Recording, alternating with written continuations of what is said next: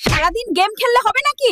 যা আমাদের ছাগলটাকে মাঠে ঘাস খাইয়ে নিয়ে আয়। আচ্ছা মা, আর মেরো না, আমি এখনই যাচ্ছি। উফ, এই ছাগলটার জন্য মা শান্তি মতো গেমসও খেলতে দেয় না। এই ছাগলটার আজকে একটা বন্দোবস্ত করতেই হবে। হাল্ক, আজ আমার ছেলের জন্মদিন, তুই কি তোর ছাগলটা বিক্রি করবি? জি চেয়ারম্যান চাচা, বিক্রি করব। দাম মাত্র 5 লাখ টাকা। কি বলছিস এগুলা? তোর কি মাথা ঠিক আছে? একটা ছাগলের দাম কেমনে 5 লাখ টাকা হয়?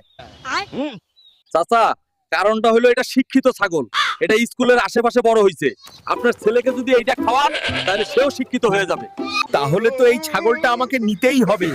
এটা খাইয়ে যদি আমার বোকা ছেলেটাকে শিক্ষিত করা যায় তাহলে তো আর কথাই নেই। চেয়ারম্যান চাচাকে বোকা বানিয়ে পুরো 5 লাখ টাকা হাতিয়ে নিলাম। এখন মায়ের জন্য 2টা গাভী নিয়ে বাকি টাকা দিয়ে একটা বাইক কিনবো। মা, মা, কোথায় গেলে? তাড়াতাড়ি বের হয়ে আসো, আজকে তোমাকে অনেক বড় একটা সারপ্রাইজ দিব। বাবা হাল্ক, আমাদের ছাগলটা কই? আর এই দুইটা গাভী কই থেকে ধরে এনেছিস? আমার তো কিছুই মাথা আসছে না।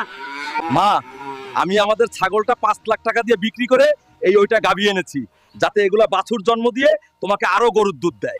তুই আমার অনেক খেয়াল রাখিস বাবা, আমি অনেক ধন্য। বন্ধুরা, তোমরা যারা মাকে ভালোবাসো তারা চ্যানেলটা সাবস্ক্রাইব করে দিও।